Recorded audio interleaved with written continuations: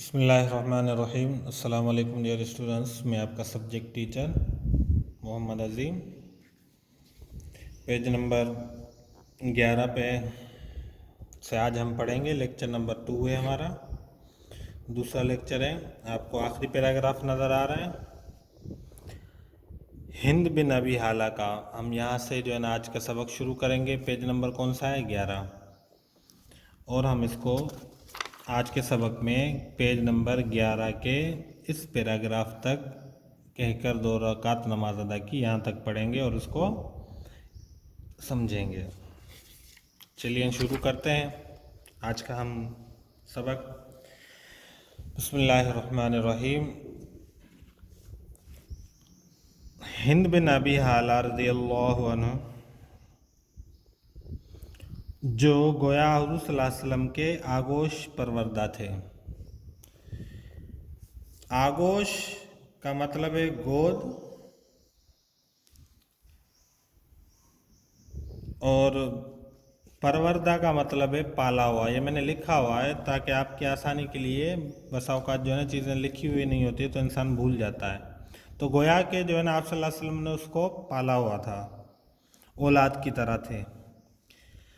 وہ بیان کرتے ہیں کہ آپ صلی اللہ علیہ وسلم نرم خو یا نرم مزاج تھے، سخت مزاج نہ تھے، کسی کی توہین روا نہ رکھتے تھے، یعنی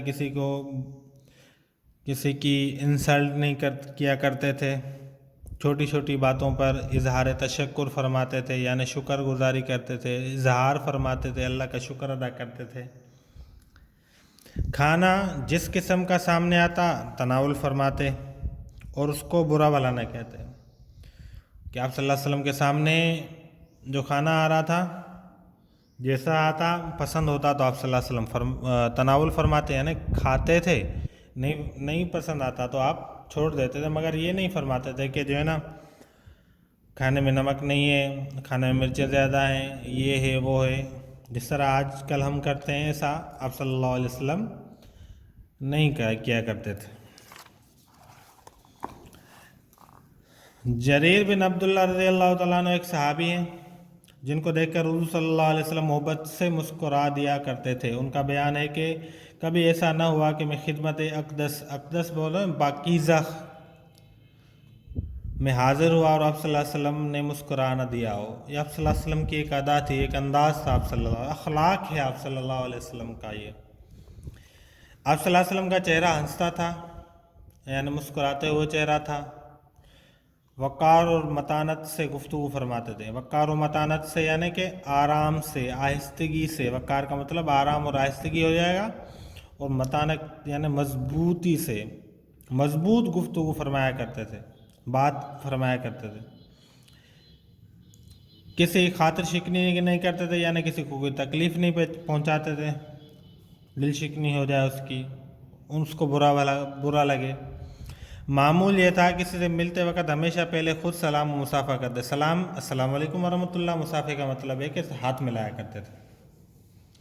کوئی شخص جھک کر آپ صلی اللہ علیہ وسلم کے کان میں کچھ بات کہتا تو اس وقت تک اس کی طرف سے رخ نہ پھیرتے جب تک وہ خود منہ نہ ہٹا لے، یعنی جو اگلا آدمی جب تک توجہ رکھتا تھا، جب تک وہ آپ صلی اللہ علیہ وسلم سے بات کرتا تھا، تب تک جو ہے نا آپ صلی اللہ علیہ وسلم جو ہے نا اپنے کان، اپنی جو ہے نا وہ گردن جو ہے نا اس کے پاس سے ہٹاتے نہیں تھے۔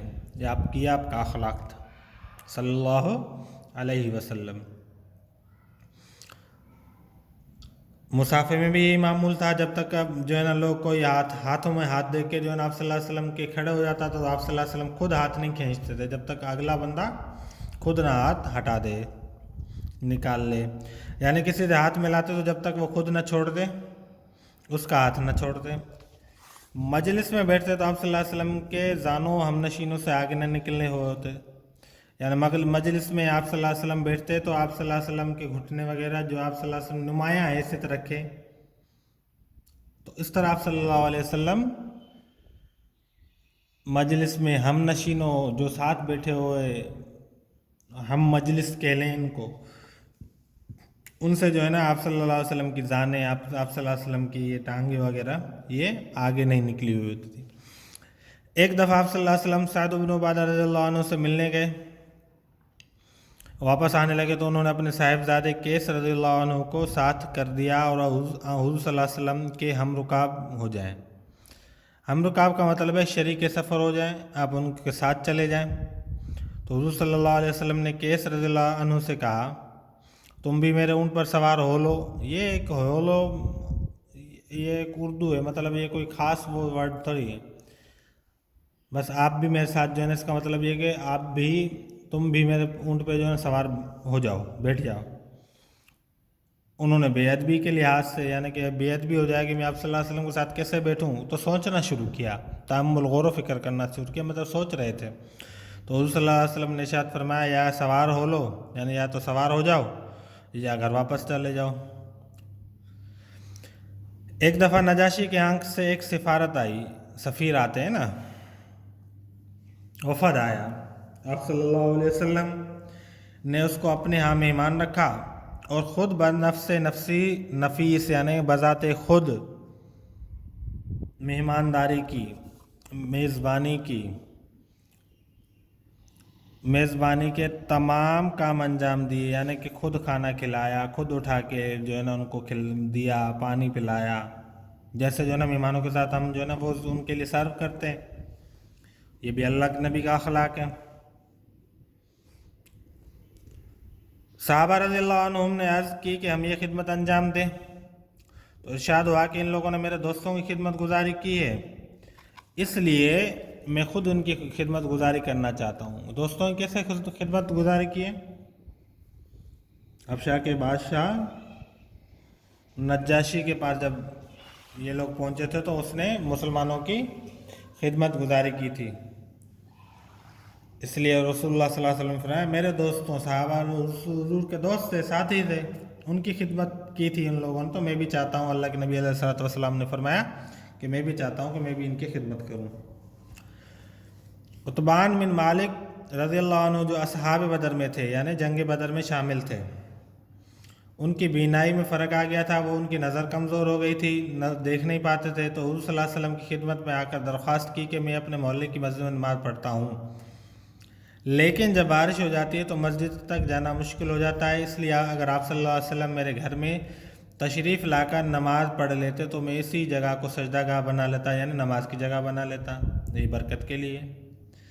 اب دیکھیں، بظاہر تو ہمیں معمولی سی بات لگتی ہے، اگر ہمیں کوئی اس طرح کوئی تھوڑا بہت کام کیا دیتا ہے، ہم اس کو اہمیت دیتے ہیں یا نہیں دیتے، مگر آئیے ہم اپنے نبی کا اخلاق دیکھتے ہیں کہ انہوں نے کیا کیا۔ تو دوسرے دن صبح کے وقت آپ صلی اللہ علیہ وسلم حضرت ابوبکر رضی اللہ عنہ کو ساتھ لے کر ان کے گھر گئے، دروازے پر ٹھہر کر اذن مانگا مطلب اجازت مانگی، سنا نہیں، اذن ربی، اذان، تو یہ سارے الفاظ ملتے جلتے ہیں، تو اذن کا مطلب اجازت ہے، پرمیشن جس کو کہتے ہیں ہم لوگ۔ اندر سے جواب آیا تو گھر میں تشریف لے گئے اور دریافت فرمایا کہ کہاں نماز پڑھوں، تو جگہ بتا دی ان صحابی نے، آپ صلی اللہ علیہ وسلم نے تکبیر کہہ کر 2 رکعت نماز ادا کی۔ ہماری جو گفتگو چل رہی ہے وہ اخلاق نبی صلی اللہ علیہ وسلم کے اوپر ہے۔ جہاں تک ہم نے پڑھا، پہلے بھی پڑھ چکے ہیں، ہم نے زندگی گزاری، ہم مسلمان ہیں الحمدللہ، ہم نے اللہ کے نبی کی بہت ساری پیاری باتیں سنی ہیں، جو مین مقصد ہے وہ یہ ہے کہ ہم نے عمل کتنا کیا ہے، غور و فکر کریں پڑھنے کے ساتھ، لکھنے کے ساتھ، کہ آیا ہم ان باتوں پر عمل کرتے ہیں یا نہیں کرتے۔ تو پیج نمبر 15 پہ مشق ہے، جس کے میں نے آپ کو 2 سوال دیے تھے، الف، سوال نمبر 1 کا الف اور با دیا تھا۔ آج کا جو ہوم ورک ہے وہ ہے جیم، دال اور ہا، یہ آپ اس کو حل کر کے دکھائیں گے۔ امید ہے کہ سبق بھی اچھے طریقے سے سمجھ آ گیا ہوگا۔ تو حضور صلی اللہ علیہ وسلم کی زندگی ہمارے لیے بہترین نمونہ ہے۔ انشاءاللہ مزید ہم آپ صلی اللہ علیہ وسلم کے اخلاق کے بارے میں آگے پڑھیں گے، تب تک کے لیے جو ہے نا اجازت۔ السلام علیکم ورحمۃ اللہ وبرکاتہ۔